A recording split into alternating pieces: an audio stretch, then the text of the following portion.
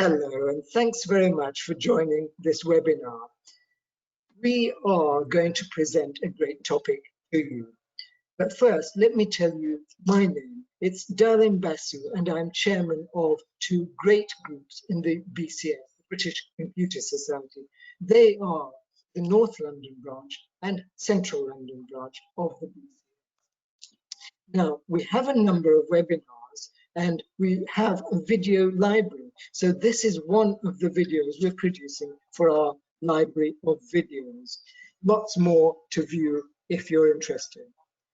For this one, our exciting topic is digital inclusion. And I'm very pleased to introduce my North London branch colleague and our digital inclusion lead for North London branch, Maureen Childs. Now, Maureen, I'm going to ask you, would you please, first of all, tell us a little bit about yourself and then tell us more about your digital inclusion topic. Over to you, Maureen Childs. Thank you. Hi, well, I'm chair of the Green Seniors and on a number of groups with other organisations that at the moment have been quite concerned about seniors being excluded from society. And the COVID pandemic has identified the even greater need to consider seniors, even though we've been voicing our concerns for at least 10 years. Since austerity started 10 years ago, it has eliminated all the activities seniors used to go to for information, entertainment, and companionship. It may seem an exaggeration to say all activities, but it is a fact, even down to the short courses the colleges and universities used to hold. They were so suitable for seniors. We joined into a lot of the young people's activities at the universities, and we felt as though we were part of the community. The courses were then known as Yanto. You are never too old. Libraries, community centres have been closed, and even the free health benefits, such as dental treatment, opticians, podiatrists, and hearing aids, they've all been eliminated. We have absolutely nothing left at all. Now, computers and internet activities have exacerbated the situation. They've actually caused loneliness and exclusion from society in numerous ways. It's difficult to believe, but nearly half of the UK population do not use the internet for numerous reasons. Being members of the British Computer Society, this is something we just haven't realised at all and find it difficult to accept. And half of those people who are not using the internet are seniors. This is a large proportion of the population. Television and newspapers no longer produce full reports, and they often revert to announcing online versions where readers and viewers can get further information. How can seniors do this if they've no idea how to get online? They look quite bewildered at times when they go to places like the post office, who tell them to renew their freedom pass online, and they stand there looking completely bewildered. And they're told to ask their family or friends or go to the library to do so. The UK government has produced 2 reports in the last 10 years on the exclusion of seniors. Both Wales and Scotland have also produced reports identifying the crisis, and it is a crisis. People are excluded from all walks of society because of the internet. We, as groups, we tend not to contact people if they only have a telephone. We cannot afford the time or the cost of telephone calls to phone each individual separately. So we send out one single email to every member of the group, which is ideal, but again, it's excluding many of the seniors. Much of the voluntary community have taken up the responsibility to alleviate the situation, providing help, such as Age UK, University of the Third Age, the Good Things Foundation, and libraries have been encouraged to help seniors. But librarians haven't been trained to teach seniors. They barely manage to use the computers in their libraries themselves, let alone teach older people to use. They don't have the same understanding. Remember that many of these seniors didn't even have a television when they were a child, and even further, they didn't have a telephone. So you can imagine how bewildered they are with the computers and the internet. Some large organizations have been very generous in lending staff to help seniors. They offer a day session or an afternoon session where seniors can go along. But of course, most of those are to help with their telephone, their mobile phone, rather than accessing the internet. And all these different sources of training are all ad hoc and inconsistent, taught by unqualified and inexperienced volunteers. They are well-meaning and they mean well, but it's often the approach they have that it leaves a lot to be desired.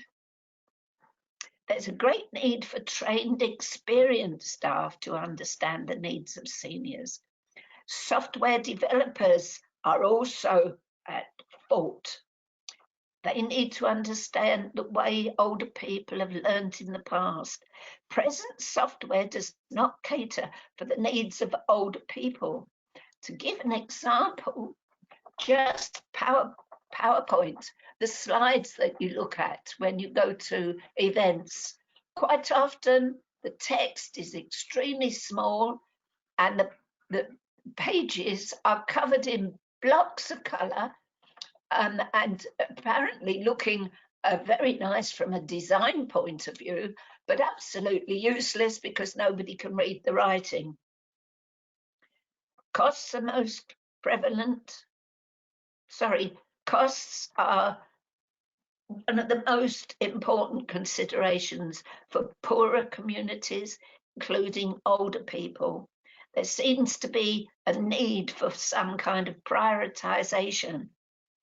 Many councils and some large organisations are providing tablets for seniors, but it's the exorbitant service providers' charges that prevent seniors using the IT. They have to buy the equipment and the access to the internet and often pay for training. So all those costs are very prohibitive for seniors.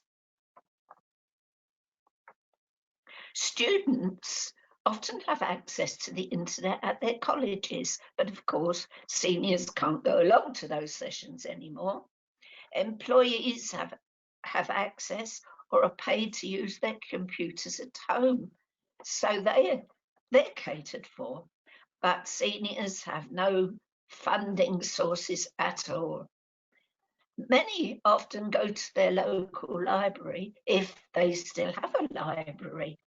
Because of the pandemic, there will soon be many people out of work who may need to train or learn new skills, especially to work remotely. If you can imagine a screen that's intended for people to buy items, is quite different from accessing a doctor's surgery or medical records.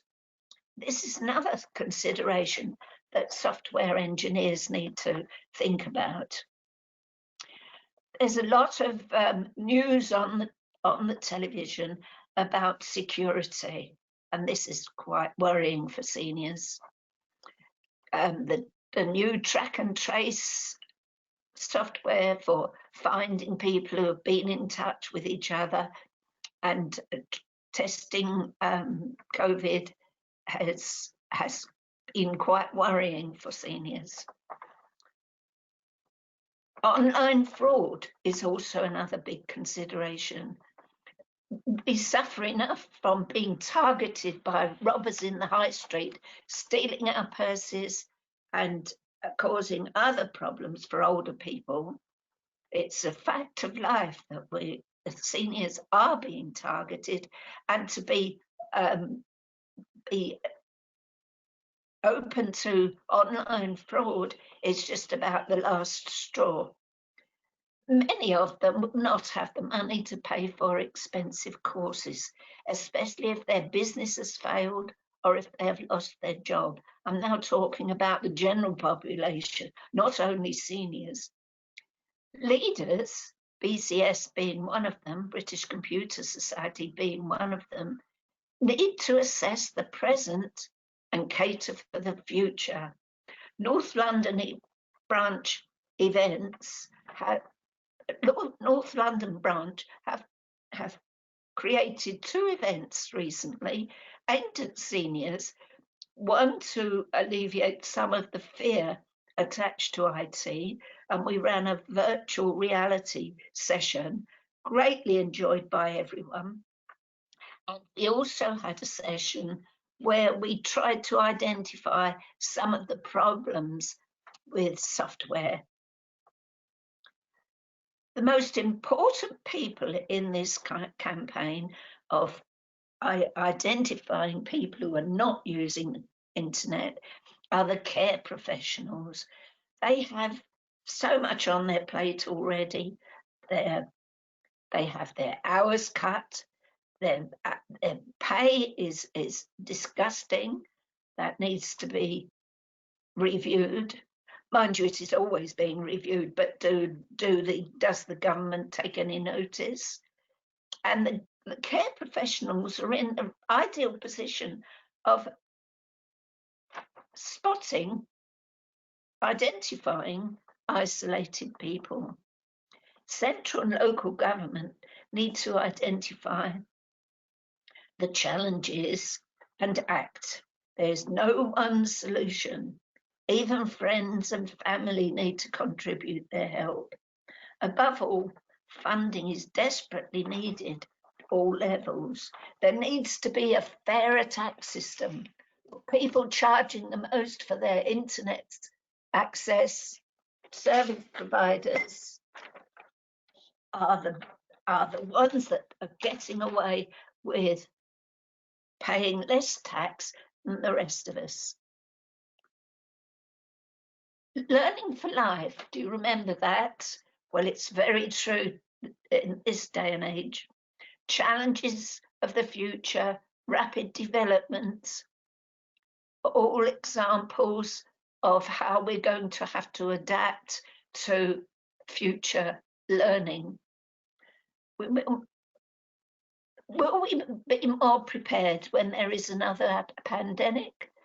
The scientists seem to think that there is another pandemic on the way. Have we lost the opportunity to learn from this one?